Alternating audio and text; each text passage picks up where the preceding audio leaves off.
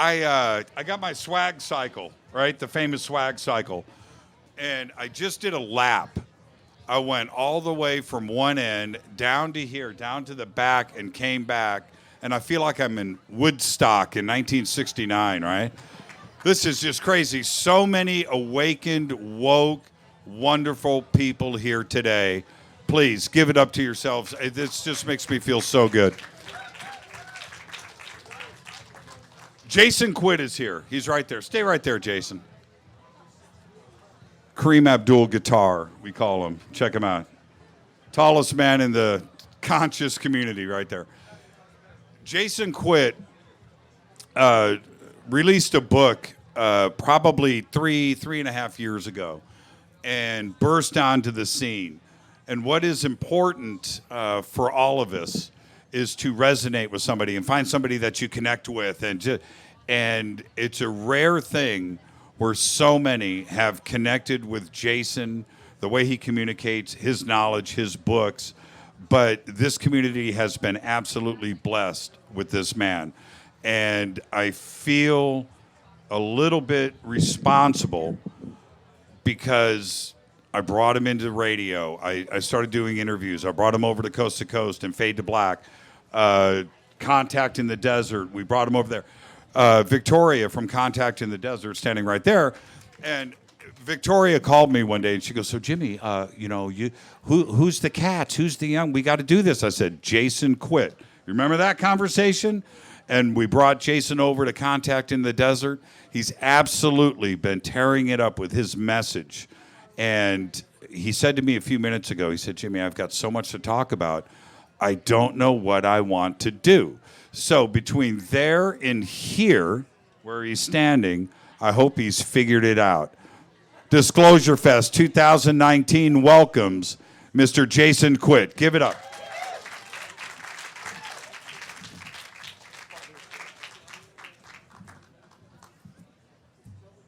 Okay. I have to do this every single time. Okay. Well, it's my first time at Disclosure Fest. Man, this is like open mic night here. This is my first time at Disclosure Fest, and I've heard about it for years, and I've seen pictures, but to actually come here and experience it, like, this is intense. There's so many amazing people here. Thank you, Jimmy. He's also my sound guy. Okay. And I was actually just here in California. I was at Contact in the Desert and gave my talk to a lot of people as well. And I find that just coming up and sharing who I am, my experiences, and what I've learned is very valuable for people to hear that there are people like myself and millions of others on this planet that actually have these experiences and go through certain things in life. So I'll start with saying that I'm a lifetime experiencer. Who else here is an experiencer? I'm pretty sure every single person here is an experiencer. Okay. What this means is that from a very early age, I started to have different phenomenon happen to me. So when I was very, very young, maybe about between 3 to 5 years old, I started to have past life memories come back to me. And I thought that was completely normal. I didn't understand it because when you have past life memories come back, it wasn't happy memories. For some reason, it was end of life memories. It's almost like you go back and you see the end of a lifetime and how you die, how you felt, and all the people that you were connected with. So these things started to happen to me, and a lot of them were actually very tragic and scary. And when you're a little child, obviously these things are going to affect you. So you run to your parents and you say, "Mom, Dad, I just had this dream where this happened to me." And they say, "Well, those are called nightmares." And every person on the planet has nightmares. So I understood that my experiences were actually nightmares. Now, I was one of these children that I could not go to sleep at night until I closed the closet door in front of my bed. Okay? Had to. Because at nighttime, this closet door would just open by itself. And this happens to me all the time in that house growing up. And when the closet would open, there would be a shadow, like a perfect being shadow, standing in the closet looking at me. And I remember at night just pulling the covers up and hoping it would go away. But this being, whatever this shadow was, at nighttime would take me out of my body. And we'd go on journeys. And the only way I could describe it was a type of time travel. Because when you leave your body, suddenly you look out the window and it's not the backyard you remember. It's a different scene. And so behind my house there was a park, but when I would leave my body, when this being would take me out and I'd look out into the field, it was like a farm field with corn or some type of agriculture. And then this shadow would take me down into the basement and show me a coffin and open it up and show me a body in it. And in my interpretation was this thing, whatever it was trying to show me that it used to live here and it died here. And it was trying to show me its time when it lived. And I kind of kept this gift open my whole life where spirits would come to me, and it's always at nighttime. And it always scares you.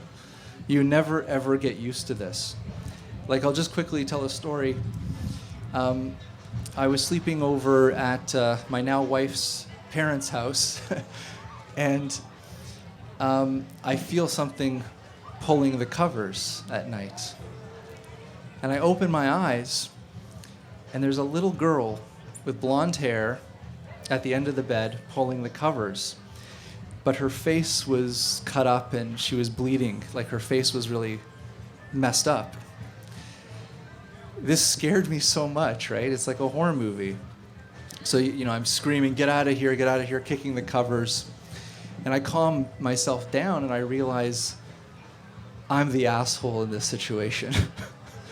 There is some spirit, some ghost, or some child that's coming for me for some help.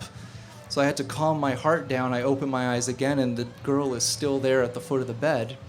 And I say, it's okay. We're going to work with you and open these portals for you so you can go to where you need to go.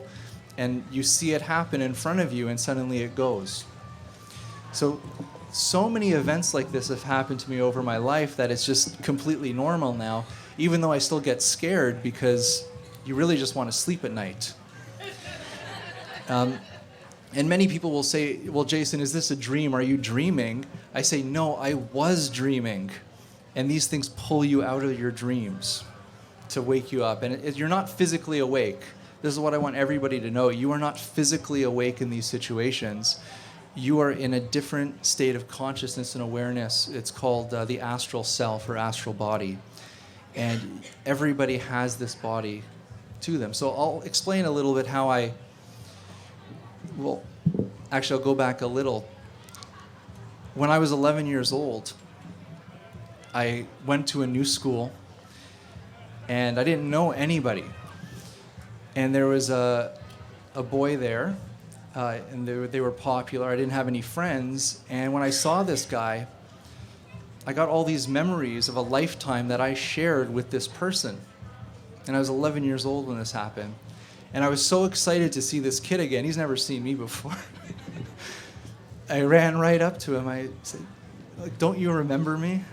Don't you remember who I am? They're like, no. I killed you in a past life. You don't remember me? And then I was 11 years old. I realized that maybe people didn't see the world like I saw the world. And then that's when everything kind of shut down. And I totally just lived a completely normal childhood. Nothing really happened. Went to school, went to college, opened a recording studio in my early 20s. And then things started to happen again. And this happened in my early 20s. I started to have these experiences at night called sleep paralysis. I know a majority of you in this audience, who has had sleep paralysis? And I was just having a conversation with you about this. Do you know what sleep paralysis is? It's the first stage of astral projection. That's what sleep paralysis is. And it is terrifying. I'm not going to tell you it's not terrifying, because you wake up in the middle of the night, your consciousness, your mind is completely awake and aware, but your body is asleep. So you're basically yelling and screaming inside your own mind to wake up, to move a finger, to snap out of it. And it's a very, very strange experience. What's even stranger is I started to feel things walking around my room in that state. So imagine you're frozen in your bed, you're paralyzed, you're screaming in your head to wake up, and you feel something walk around your room. And sometimes even sit on the edge of your bed and you feel the bed go down. What does your mind go to? Alien abduction, demons. And I'm not a religious person. I wasn't brought up in any religious household, but I started to pray right away, because you don't know what else to do, because nobody teaches you about these things. Nobody teaches you. So I had to kind of figure it out on my own. One night, I'm feeling the presence in the room. I'm frozen, can't move. And here's another really strange sensation. When you are in sleep paralysis, it's like you have another body in your body. It's very strange. It's like your body is a tomb, like a sarcophagus, and you're actually able to move an other body inside your own body. It's very strange. So you're like struggling inside to wake up, and you have this movement of another body within you. It's kind of like a Russian doll thing. And I pushed so hard to wake myself up that I popped myself out of my body in my early 20s, and I had my first out-of-body experience, which is identical to what people describe as a near-death experience. So now I'm out of my body. I see myself laying down in the bed, and that's really not fun to see. In fact, I was laying completely straight and my eyes were wide open. Very scary. And at that moment, I knew this wasn't a dream. The only way I could describe it is at that exact moment, it was like this was the dream. It was like suddenly you wake up and you're like, damn, there is consciousness after death. It's like it happens instantly. It's more real than life itself. It's the only way I could describe it. And then I see something standing at the end of my bed, which was a very tall being, got to be like 8 foot tall, and it looked exactly like a Grim Reaper. It's just like a shadow. It just looks like a Grim Reaper. It's the best way to describe it. So what do you think? When you're out of your body, you see yourself laying in the bed, you're above your body, and you see something in the room that looks like a Grim Reaper. We've been programmed to think, damn, I'm dead. I just killed myself, I'm dead. And it shook me so hard, it scared me so hard that I got sucked back in my body and woke up. And from that moment forward, it's like everything in my life changed, because I knew what it felt like. There's a feeling, there's a sensation, there's a sound to everything. And I went through that process, and I know what that felt like. So I found myself going to sleep at night, and as you go to sleep, there's actually stages to go to sleep.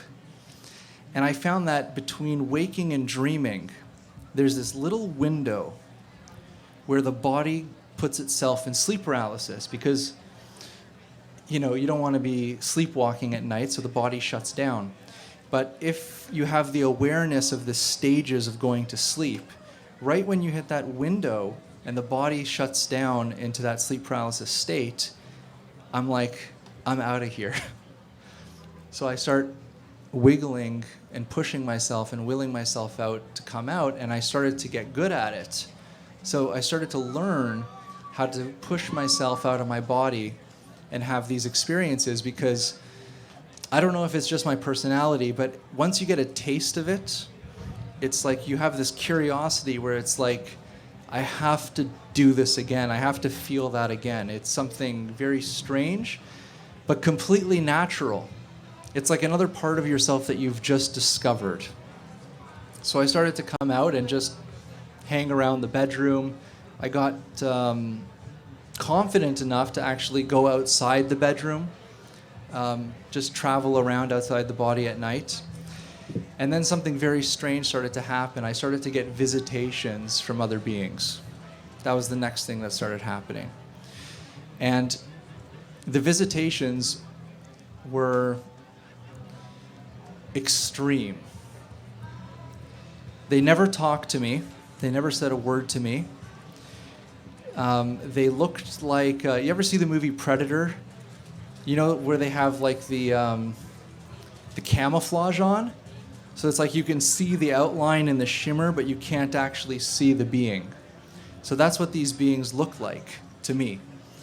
And I would just be dreaming at night. I'd be sleeping and dreaming, and they would just come and rip me out of my body. Just come and take me.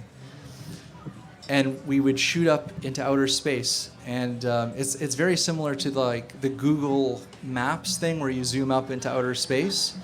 So you get shot up into outer space, and then they would direct me to a place on the planet and then put me back down there. So I'd be dropped off on the Earth, and I immediately realized that what I was experiencing on this Earth was not the Earth that I recognized at all. It was like what you see in movies of like Armageddon or end time things. Like very horrific things. And they drop you off there. You get to experience the environment. Then they pick you back up. You go back into outer space, and then back down through the roof into my body, and I wake up. So for me, this was like, the only way I could describe it is astral time travel. And I know a lot about abduction cases. But all these abduction cases they talk about with aliens, they talk about taking your body. My body has never been taken. My astral body was taken.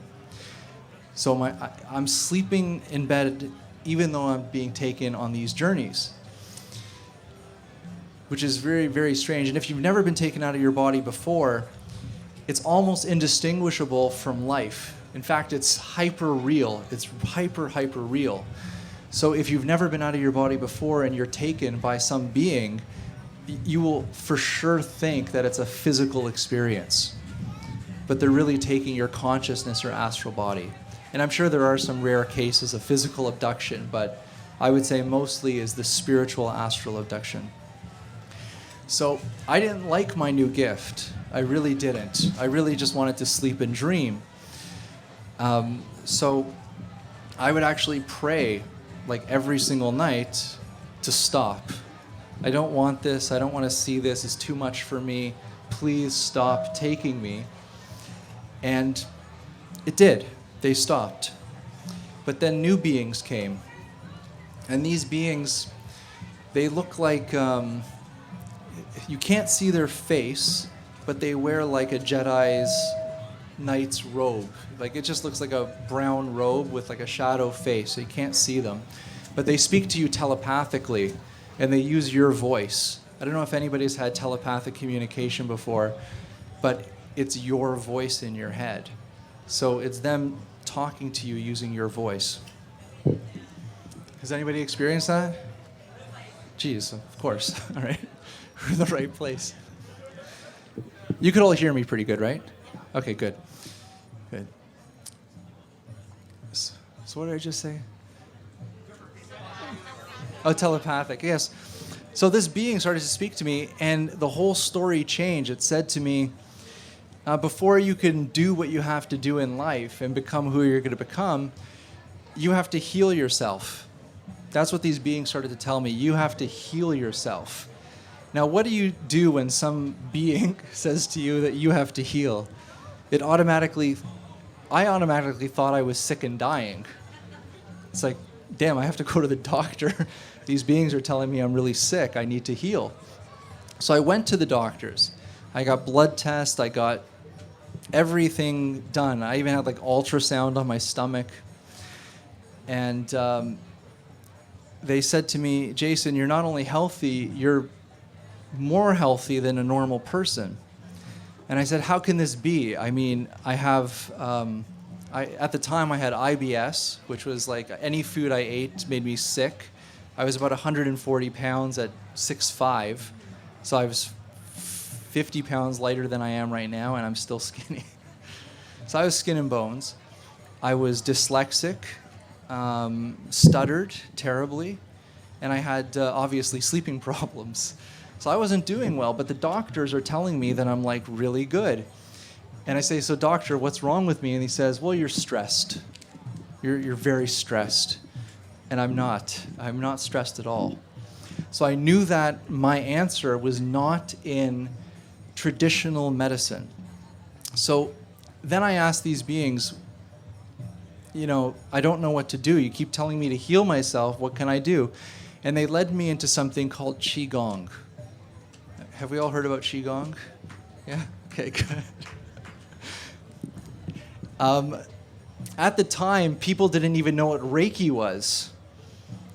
So we talk about Disclosure Fest. When I started my journey, there wasn't YouTube. I couldn't research this.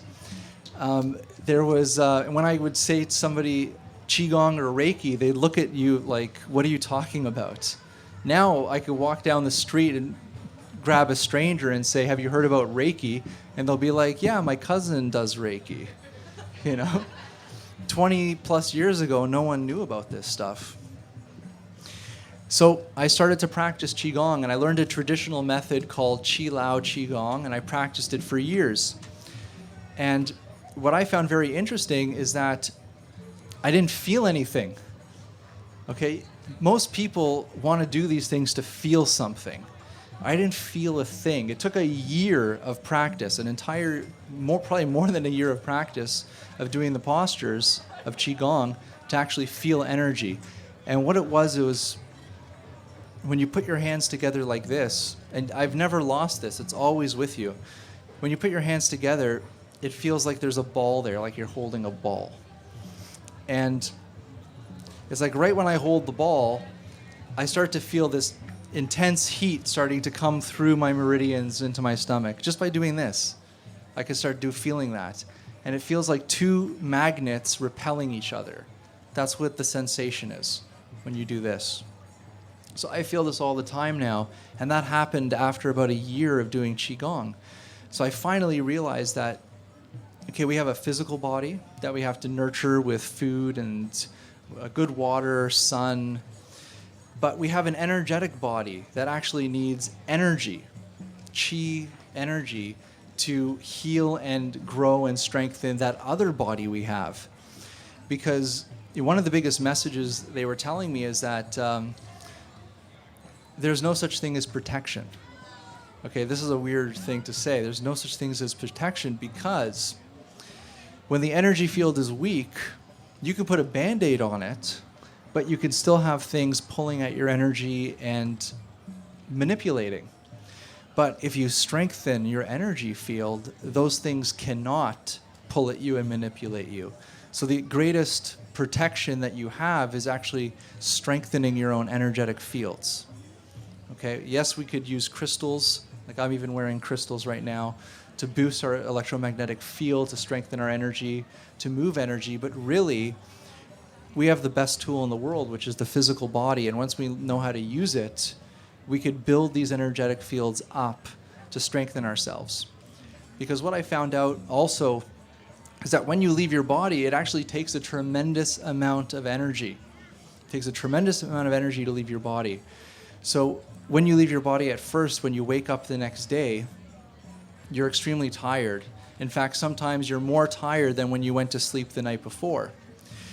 So you have to recharge these spiritual energetic batteries.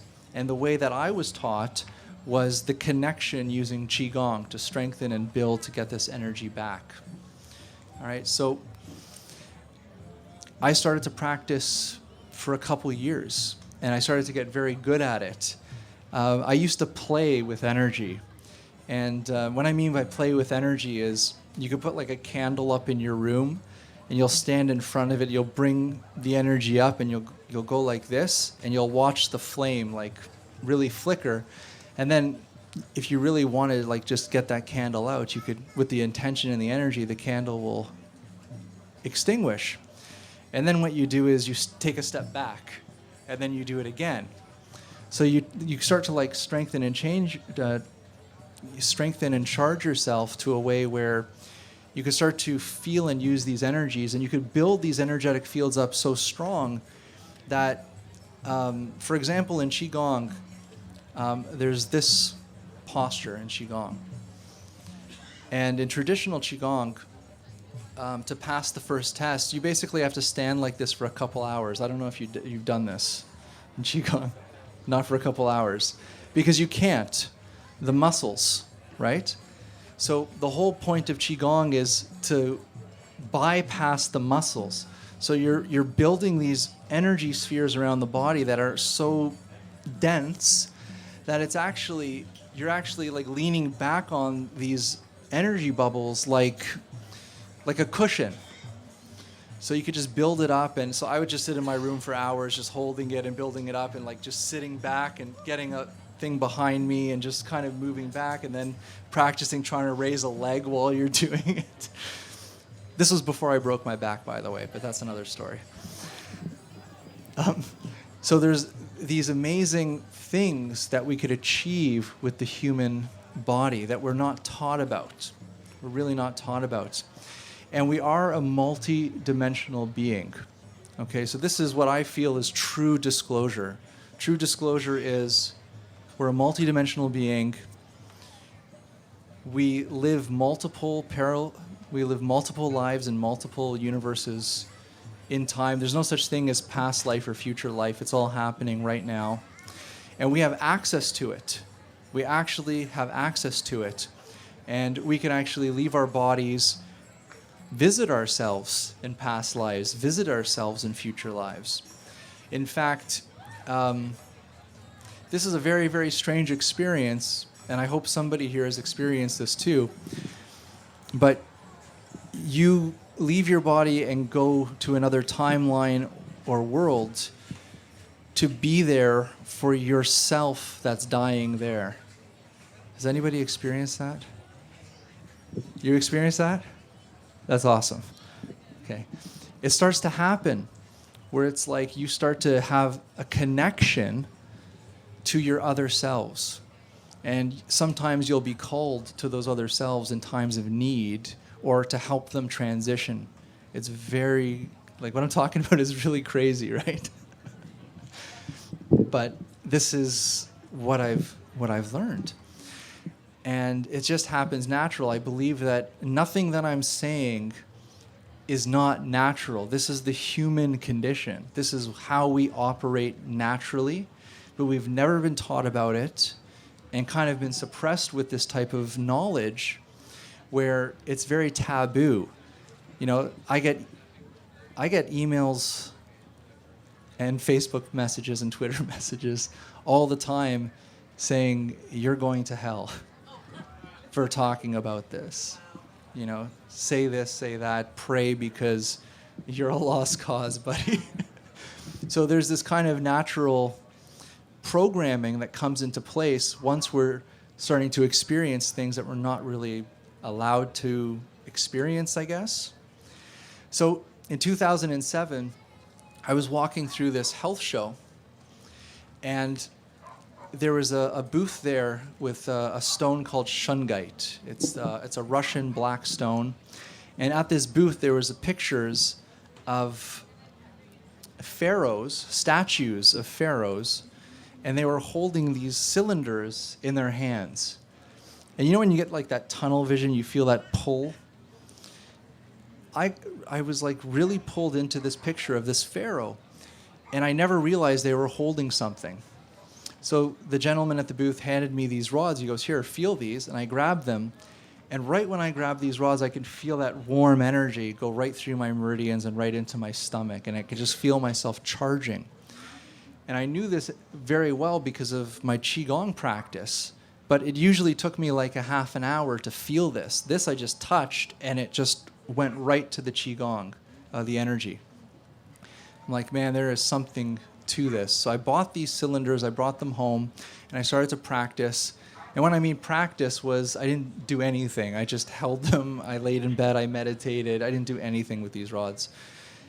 But it did something to me.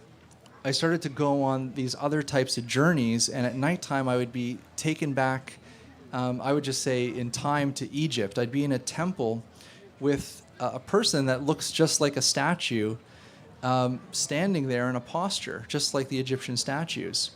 And I would stand in front of this person, and I would just copy their posture. And as I did that, it felt like this thing opened up above my head. And the only way I could describe what it feels like the sensation of a waterfall coming down from the top, going into every cell of the body, but it wasn't water. It felt like photons. It felt like heat, the tingling heat coming through your body. And it was so powerful that the body would vibrate. And I would wake up in my bedroom from these experiences in the pose in my bed, still vibrating. I could still feel it going through my body. And then when I would break the pose, it would shut off. So this is when I started to really get into energy and really get into how it works. And what I've learned is amazing. Do you know that every life form, humans, grass, animals, gods, beings, entities, whatever you want to call them, they have access to something called chi, or in Egyptian it's called ka, or prana. It's all the same word for the same thing, ki in Japanese. We have unlimited access to this energy source, and everything uses it. And it's literally the life force energy that animates us and makes us healthy. It heals us. We need it. We really just need it. And when we start to tune into this Ka energy, it fills us with this light. It strengthens our electromagnetic fields, and we can actually use it and project it. We can actually focus this energy, and we can give it to people just by learning how to use it. And I think at the end of this, the way I'm going to finish it is I'm going to teach you how to feel energy, how to receive this energy. And the amazing thing is, you don't have to intend this to happen. You know how a lot of meditations, it's intention? You don't have any intentions on this because this is just how we work. This is completely natural. It's how we work. We just have to allow it to work. And like I said earlier, a year and a half ago, less than a year and a half ago, I broke my back in 3 places. All right. When I went to see the doctor said to me that when he sees this type of injury, you're either a paraplegic or you're dead. You know? 3 months after the accident, I hiked up a mountain in Japan. 3 months after I broke my back. Okay? Thank you. Because my belief system, this is my belief system, is that your body's consciousness is so powerful that it doesn't need your mind to tell it what to do. The mind actually, I say, messes it up actually a lot of the times. But if you allow the body to do what it has to do, it will repair itself very, very fast. And so I teach Qigong, basically, around the world. But what happens when you break your back and you can't move anything? What do? You breathe. Breathing is the most powerful healing energy you could possibly do. Okay, and there's a special breath that I'll actually teach you right now because, see, this is the thing with like Qigong masters and people that do healing. They're trying to tell you something. Here, I'm giving you a secret. These aren't secrets. This is how you operate. All right? We just have to remember how to do it. So we just breathe naturally, right? We don't think about breathing. When you think about breathing, you're actually connecting your breath to energy. So when your mind connects to breath, the breath turns to energy. Okay, so this is very important. So when I was lying in bed and I couldn't do Qigong, what you do is you breathe through your nose and you take a deep breath right into your stomach. So when you're breathing in, you push your stomach out, just like a baby. Like a baby breathes this way naturally. But why does a baby breathe this way?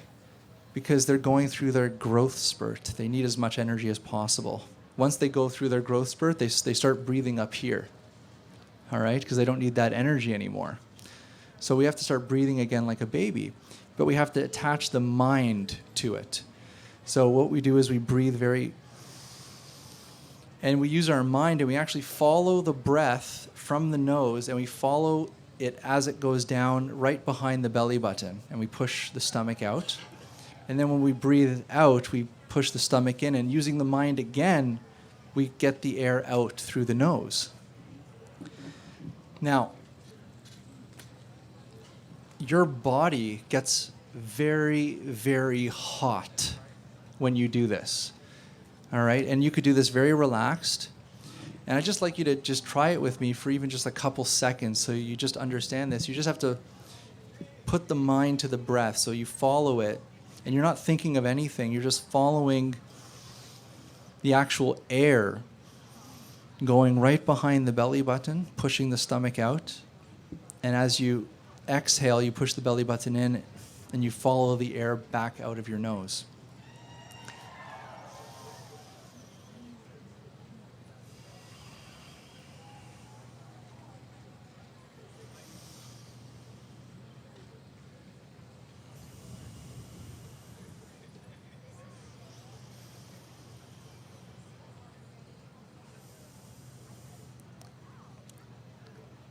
And I know this sounds simple, but I'm telling you, this would probably be the strongest meditation you'll ever do.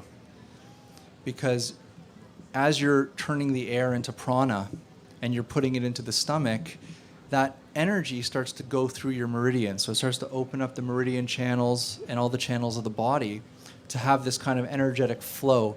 Who was here for Michael Tillinger? Okay. Did he talk about the torus field? Did he? Okay. Anyways, the electromagnetic field is this torus field around us. And as we start to breathe in this way, we're actually lighting up that field and we're strengthening it.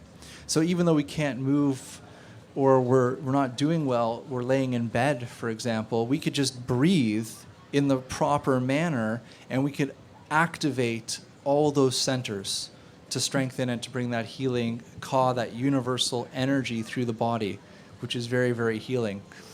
And when I was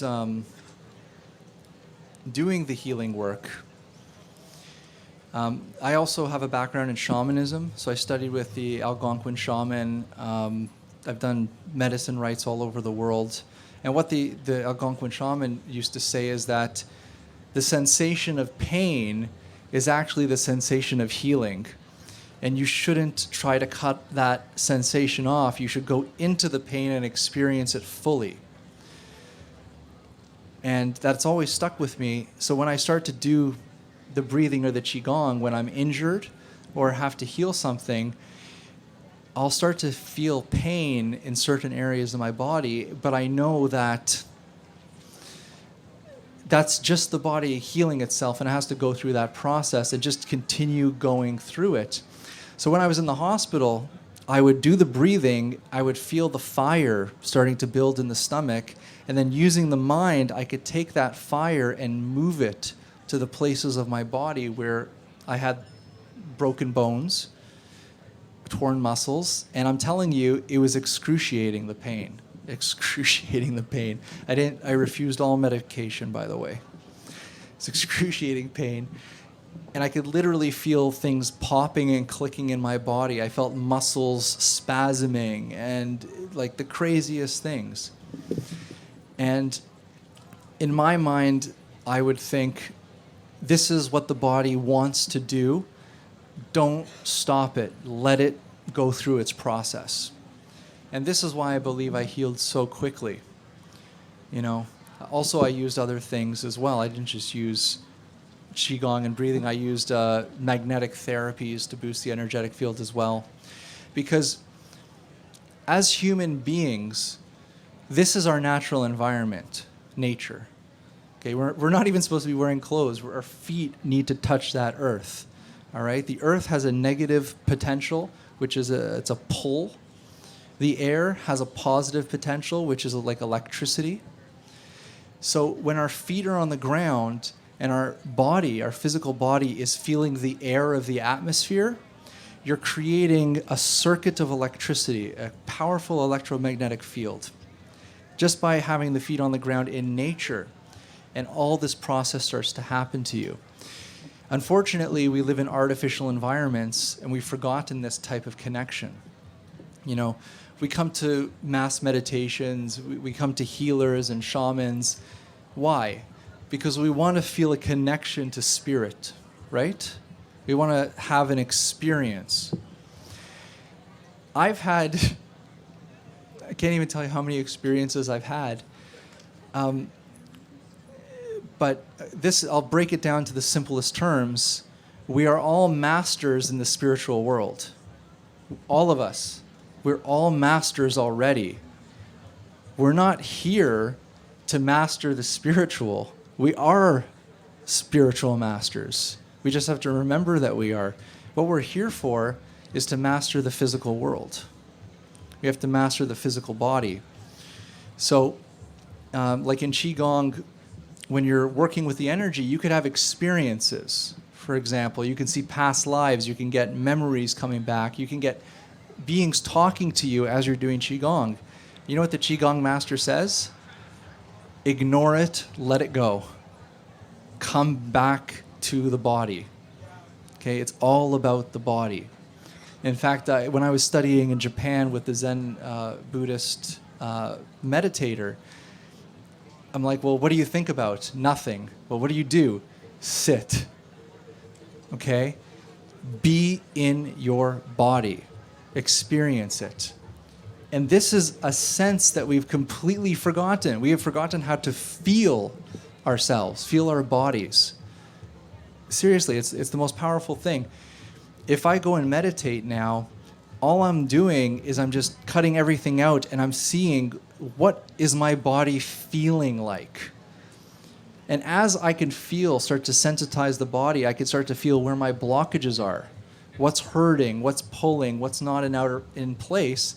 And just by sitting and being quiet with the body will unwind itself perfectly and put itself back in that natural position, right? So before we run out of time, geez, that went by fast. I want to quickly teach you the simplest exercise in the world, so simple, that will allow you to start. Who feels energy right now? Who feels energy in general? Oh, I don't need to teach you anything. Okay. But what I would like you to do, because you're sitting, it's the simplest exercise. You use that breathing technique that I taught you about. Okay, you're just breathing into the stomach and then breathing out. And as you do that, I want you to add your hands to it. So you just put your hands out in front of you like this. And when you breathe in and push your stomach out, you could slowly push your hands out. And then when you breathe out, you could slowly push your hands back in. But before I do this, I want to just say one more thing. Energy follows the circulatory system of your body because it's the iron in your blood. It's the magnetic fields. So energy, to feel energy, you need good circulation and blood flow. That's the secret of chi and energy. So if you want to feel energy with your hands, you know what you do? You shake your hands. You get blood to your hands. See? Giving away all the secrets. You know, some people will even just like clap or, you know, What was that? Master Miyagi from Karate Kid, remember? He's getting circulation to his hands, all right? So you just shake your hands, get the blood there, and then you just put your hands like this. And you breathe. And you may start to feel tingling. You may start to feel hot or cold.